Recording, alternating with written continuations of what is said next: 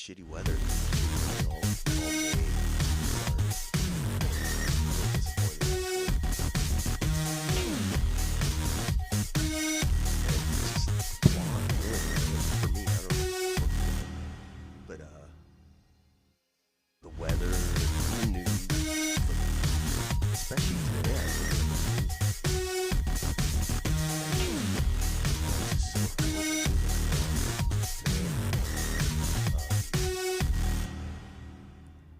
near London, Ford.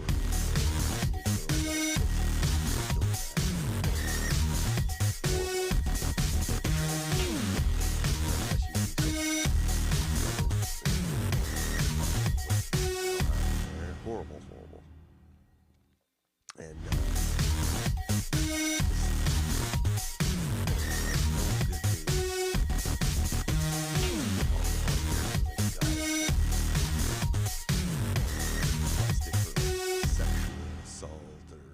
home invasions or the housing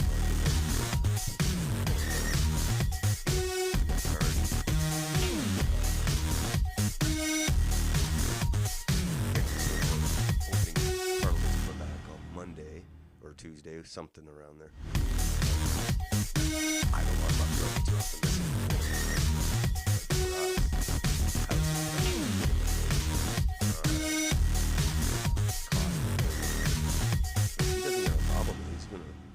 He's gonna be just as unpopular as Trudeau right here. We'll see what comes out of his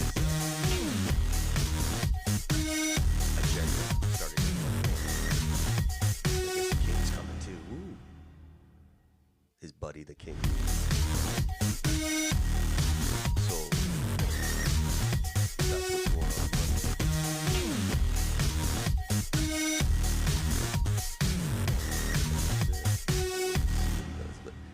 Like I said, I'm not optimistic at all. He's just like Trudeau, but he's just smarter and more organized. And he does stuff like get drunk and play piano on the day before the Queen's funeral or something. So as long as he doesn't do any of that, people will be happy with him.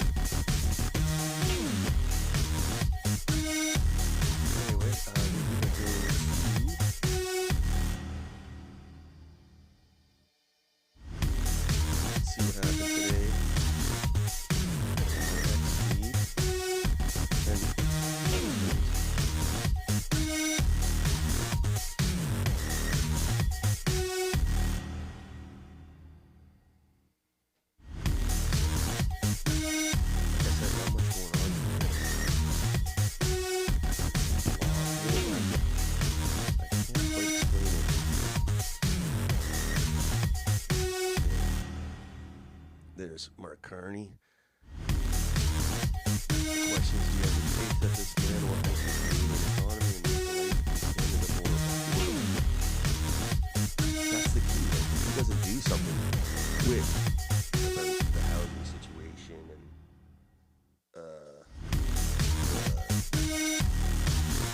just whatever, like everything that's been wrong. If he continues on this course, it's going to be problems, big problems. So it's hard to say. Like, he might surprise us and go the other way and actually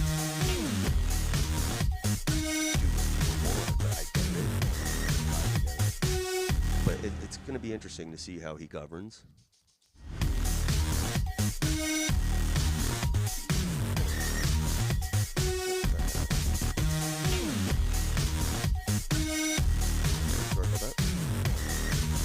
But I'm not going to be like, I don't want to be a negative Nancy and say, oh, he's screwed. Like, I say that a lot. I got to give him a chance to screw it up, I guess.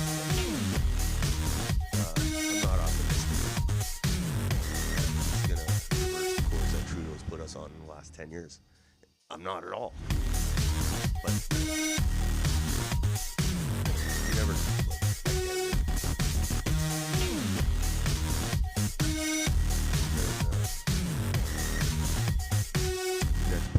Carney, on Monday, Parliament resumes for 20 days. 20 days only. Then they also take the summer off. Anyone who voted for Carney got completely paid. We're in the biggest crisis of our lifetime, they say. But they're going to take the summer off. So now that the election's over, I guess the crisis is taking it. So that's it. Globalists totally control Canada. No wonder Alberta wants to separate. Even look at Ontario. It's the same. They're liberals. The federal liberals in Ontario reserves might as well be on the same party. So, yeah. Controlled by globalists.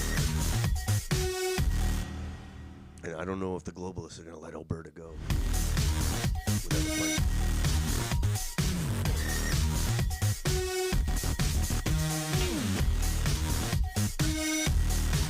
Oh, I saw this video today. Minnesota during COVID. Look at that, eh?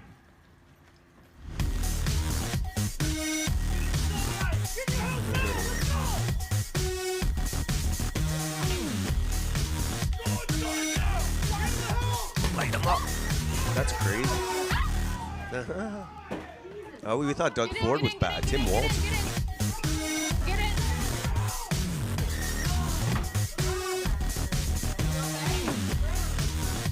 Thought Doug Ford was bad. Tim Walz is shooting people during COVID. That's hilarious. But that was like the practice of what's the next emergency. They're ready. They're ready. The next COVID-style emergency, they're ready to implement whatever. Because, they had their practice run COVID. People who were 100% fine with the COVID crackdown,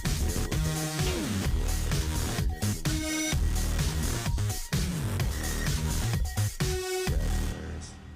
They're worried about Trump becoming a dictator.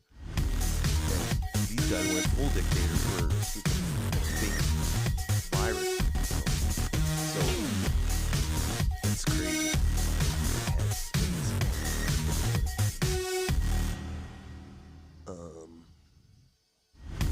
Next, we'll talk about mass immigration.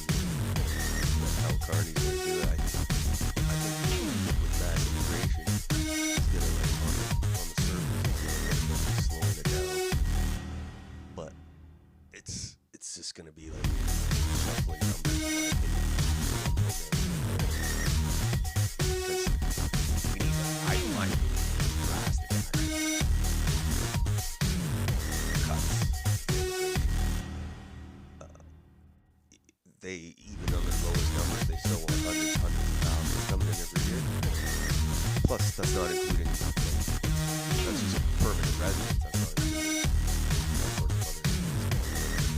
So, the Conservative MP, Jamal Javani, from Durham, who was not included in Pierre's shadow cabinet, launches a petition calling for the end of the temporary foreign worker program entirely. Immigration levels are just sustainably high. No, the Conservatives didn't talk about this at all during the election. Now, the one MP's doing a petition. Maybe you should have talked about it during the election. But it's like that taboo subject, elephant in the room for these guys. Only PPC was talking about it. So, but this is just for temporary foreign workers. There's still the amount of permanent residents of the distribution the country, from which countries they come, the distribution is not even. He doesn't mention any of that. The student visas, who knows what other visa programs there are. I'm sure there's a multitude. But, it's not. And getting rid of all the temporary foreign workers might not. Like, we still need the farm workers, I think. I don't see any farm jobs, but there's no reason foreign workers should be brought into restaurant work. I guess, I don't know. I remember when I was in Alberta, they were literally flew people in from the Philippines to work at Tim Hortons. And because the oil industry was on fire at the time, and so many jobs available that nobody in the right mind was going to work at the morning. Yeah, they actually brought him into the Philippines. So who knows? But we'll see how this immigration thing is handled. I think everybody has said that it's been a disaster. Even liberals have said that, and they're going to blame Trudeau. But it's there's going to be some change. The next thing we're talking about is housing, but the housing and the immigration are kind of connected. The reason we can't afford it. Young people can't afford to buy a house, or even if I went into the housing market, good luck. Is you got all these stream of foreigners coming in, not only increases demand, builds up the housing market, whatever, but they use a lot of them, and this is almost like an open secret in the real estate. The Brampton mortgage, it's basically a fake mortgage. Somebody, it's like the U.S. subprime mortgage. It's like signed on the dotted line. No credit check, nothing. So these Brampton mortgages are basically pure, legit, but they're cooked. So all fake. And everybody knows it. The real estate agents, the bank. I don't know how it keeps happening, but it's a widespread thing, and it seems to be like an Indian thing. So basically an Indian, all these thousands of Indians are coming. No money, no income, no credit, nothing. And so this 20-year-old came in to Canada.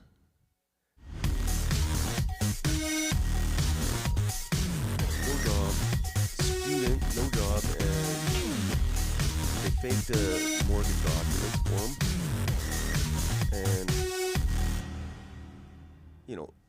some kid who's not even a Canadian citizen or something comes in and buys property. And imagine thousands of people doing that. And what they're doing is just distorting the market. And if that's going on in Toronto, that's going on in BC, then you wonder why they're building afford a house. Now it's going to crash because these guys they can't rent the apartments. Cover the cash, cover the difference, they're going to default, and then the whole housing market. The housing market in Canada is very precarious right now. We're going to watch that. And it's crazy how much of the housing, how much of the economy this part is the housing market. It's way too high. It's basically real estate speculation mixed in with some money laundering. No way to run an economy. It's going to hit the crash. But how many mortgages like this guy? 20-year-old, fake document mortgage, and you can't cover the rent, now that interest rates go up or whatever. That's thousands of houses. How these prices will go down? But that's what he said. This one's got it all. Brampton mortgage, unemployed borrower, negative equity, headed for bankruptcy. How many of these are there? And then you wonder why Canadian housing market is so messed up. It's unaffordable for average Canadians. Brampton mortgages are a Canadian specialty, apparently. The thing that bugs me is, how is this allowed to happen? I know real estate agents, I know bankers, they all know stuff. They're not stupid. But when there's money to be made, there's one guy. So, and the government likes it because the GDP numbers go up. So, a bunch of incompetence. This kind of stuff. Why? We're a joke. Not, stuff happens in the first world country.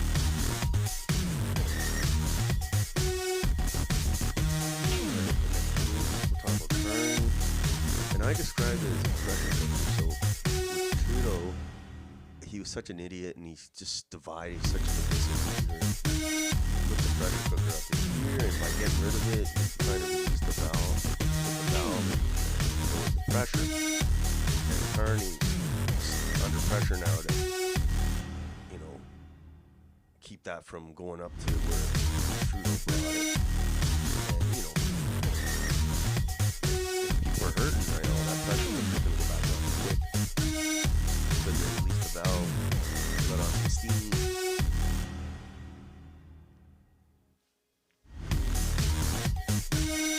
So, he's not a stupid guy. He's a globalist. He's not a dumb guy. He knows he doesn't want to Monday. He hasn't bagging at his door. So, we'll see what he does. Next post here. I saw this chart. It blew my mind, this chart. I'm pretty sure it's legit, but you never know these days. But it looks legit. It says from 2020 to 2024. Mission of permanent residents in Canada. So this is the countries from where they came from. And look at that, India, 28%, with 550,000 permanent residents. That's crazy. That's only 4 years. We're about 10 years. Like, that's crazy. Nothing against India, but there's 1.5 billion Indians, so they can send 100 million here and they wouldn't even know they're gone. They'd be like, where are they? We didn't even notice. So why does Canada not balance out their immigration? And the reason I think is that we have a lot of Indian MPs and they advocate for more permanent PR spots for their relatives or their constituents' relatives and whatever. The more that come here and get the PR and get their citizenship, the more the Indian MPs go to the parliament, the legislature, and then the more balance will be maintained. Like this imbalance, I should say. So, I'm not sure what the chart has to look at. So 550,000, 2024, 2022 to 24. And then the next is China. Way lower, 7%, 100,000.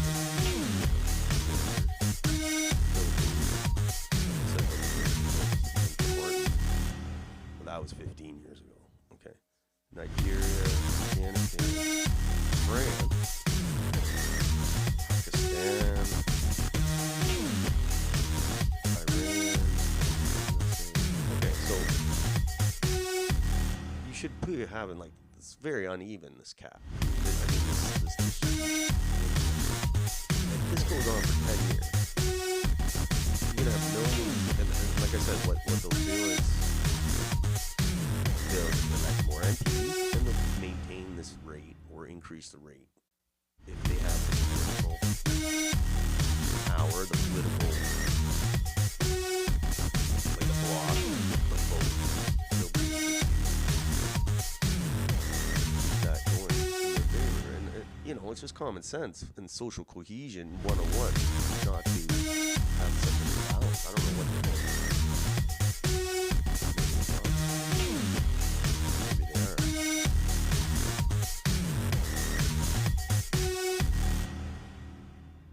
Next,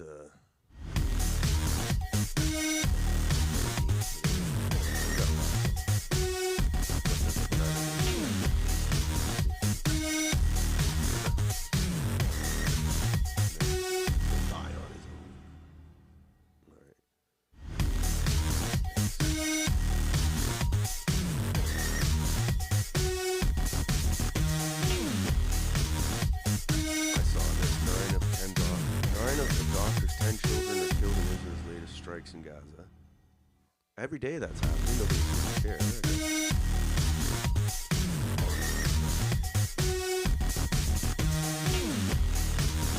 This is what I was talking about. Toronto police have arrested a man wanted in connection with 2 sexual assaults on TTC buses.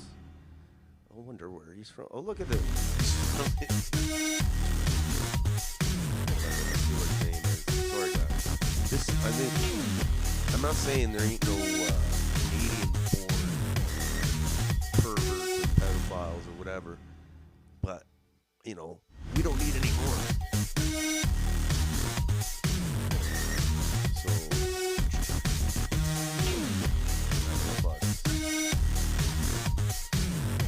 Ankit Mukherjee of Toronto. 2 counts of sexual assault on the bus. So this is, that's not cool. Seems to be a thing in India where they do that to girls on the bus. That's crazy. And we don't want to see that.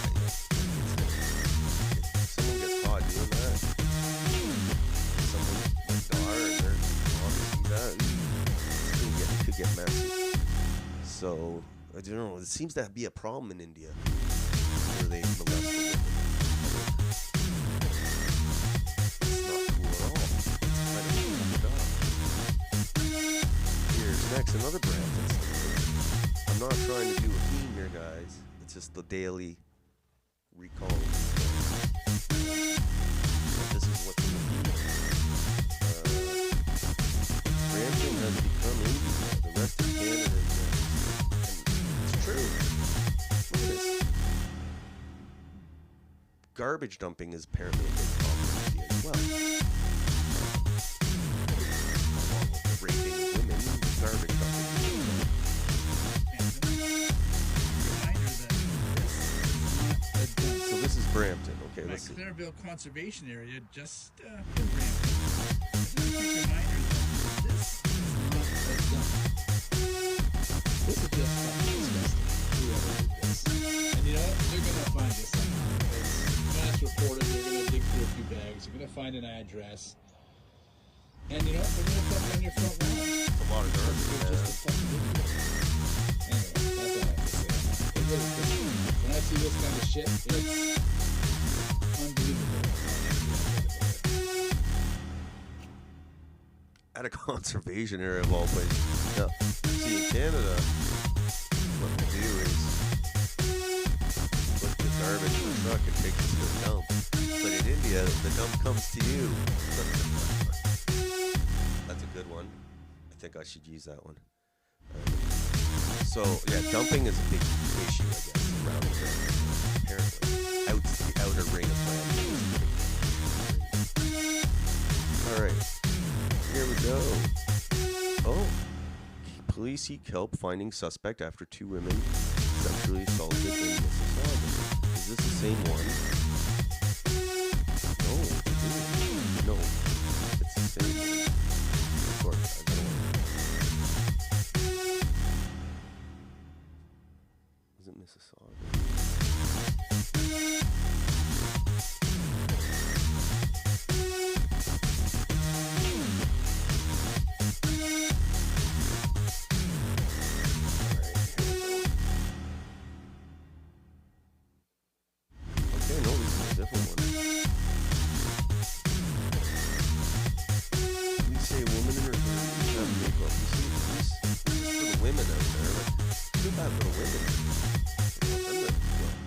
Walking around in Canada, and I've heard a lot of women say that a lot of them don't want to speak out because they don't want to sound, they don't want to be accused of being racist, which, it's not racist, it's just observing with your own eyes. Let's see. You say a woman in her 30s was walking when an unknown male approached her. The suspect made a comment toward her before touching her butt and cleaning her on foot. The other incident occurred on May 17th. The same man allegedly approached another woman in her 30s, made inappropriate comments, and touched her butt. Described as South Asian male between 25 and 35, 5'8". No, I thought 6 feet. No, 5'8". So thin build, short black hair, and a long beard.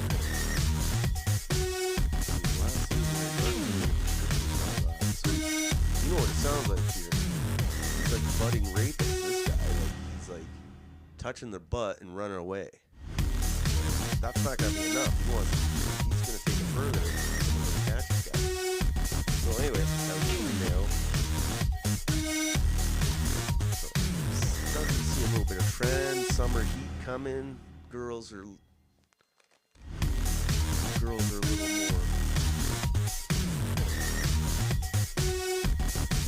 dressing a little more comfortably. And we got a big problem here is this is what Trudeau's done. We've been importing way too many single horny South Asian men. It's crazy. That's like the last thing you want to do. Like that's kind of like crazy. It's insane. Like there's no really logic to it. And when you have this kind of gender imbalance and kind of cultural imbalance, you're gonna have more and more of these incidents. And I hope not. I hope not. And also, I'm not saying non-Indians aren't doing this kind of stuff. They are. But, like I said, we don't need more of it. We need less of it. And then this is what I was talking about. 4 high school students and 1 staff member from a school in Bruce County who were returning from a sporting event near London were killed in a crash in Middlesex County, the local school board says. Horrible. Happened yesterday.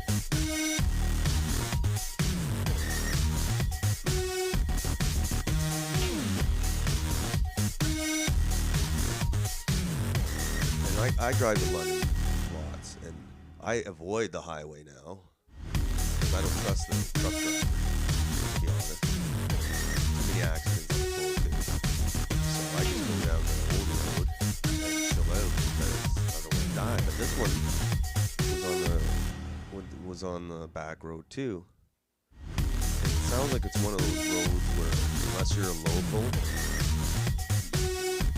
crash because you know it's got a sun curve or something. There's a few of them around here, and there's people dying around here.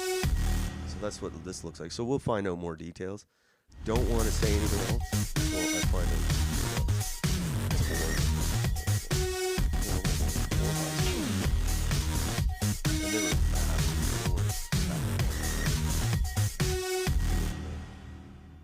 Whatever, it's horrible. It's horrible no matter what. But,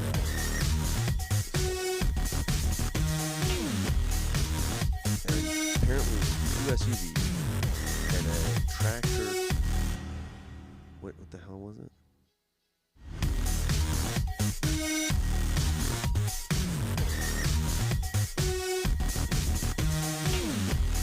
Alright, how about I just 4:30 p.m. on Friday, Thorndale Road, Colbert Hills Road, Thames Center, so 2 SUVs and a transport truck.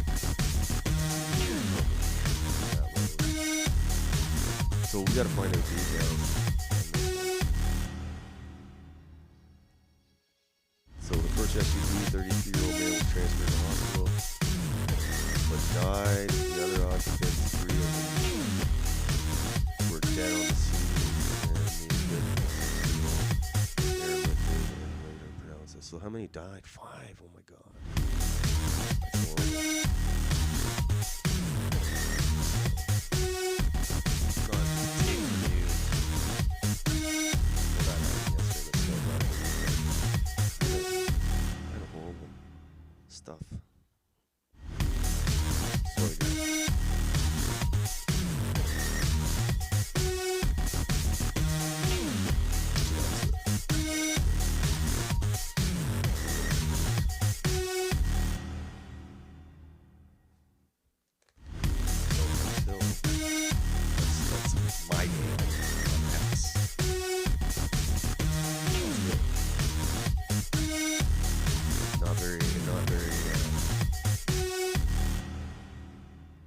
But I'm sure tomorrow will be a new day. So until then.